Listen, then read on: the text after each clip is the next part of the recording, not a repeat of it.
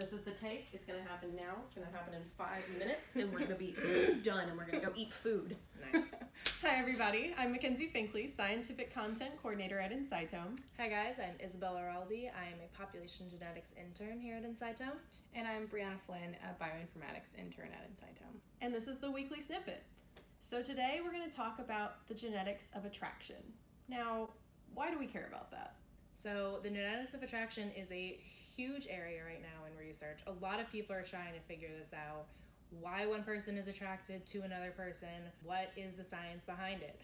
We were particularly interested in this topic because of current events. The Bachelorette finale was this week. Of course, attraction is affected by both biology and our environment, our development, our psychology, but we really wanted today to focus on the biological side of attraction. So the biggest component of that is MHC. So why don't we talk about MHC first? So MHC stands for the major histocompatibility complex. It's this gene family that codes for a variety of cell surface proteins that basically check whether or not foreign molecules are innate to your own body or they're like possibly foreign pathogens. So it's really important for your adaptive immune system. And how this plays into attraction is recent studies have basically shown that people tend to pick partners who have dissimilar MHC complex genes than their own.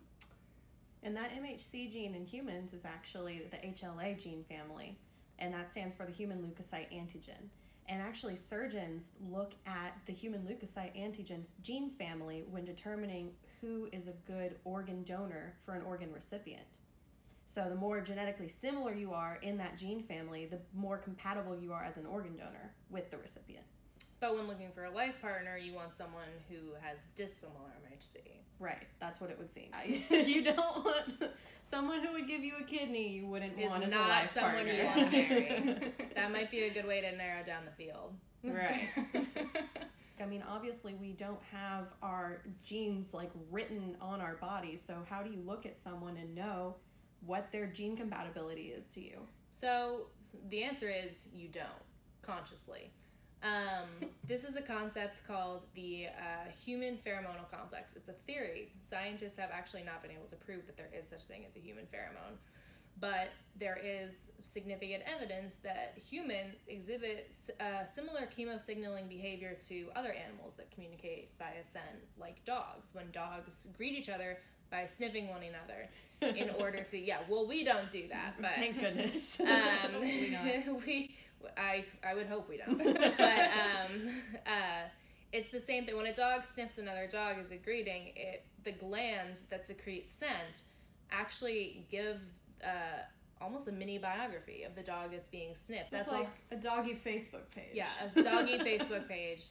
Yeah, so that's the idea, basically, is that a human's MHC complex emits chemical signal. What so you're someone saying says you smell nice, they're like, hey girl, you've got a really nice immune profile. So we're not looking, we're smelling. Exactly. You don't know it, but it's happening. So genetic dating apps are actually becoming pretty popular in the last 5 years or so, and they're basing their research off of these studies that say smell leads to correlation with genetic dissimilarity. I don't know how I feel about that. I mean, you send in a cheek swab and then they match you with someone based on how different your HLA, MHC profiles are. Would you guys do that? I don't think that you can boil it down to something that simple. I don't know. I'd like to think that you could. I'd like to think that you could. I like to think that this is the end-all be-all of dating, but I don't know that I would trust my compatibility with another person to a cheek swab. Maybe if it was like a plug-in for Tinder, like an extra filter. Yeah. Otherwise, just like a blind date, absolutely not. Yeah. There's a lot of research that still needs to be conducted in regards to MHC, HLA, the human pheromonal complex, the effects that these things actually do have on one person's attraction level to another person. That's all we have. Thanks for listening.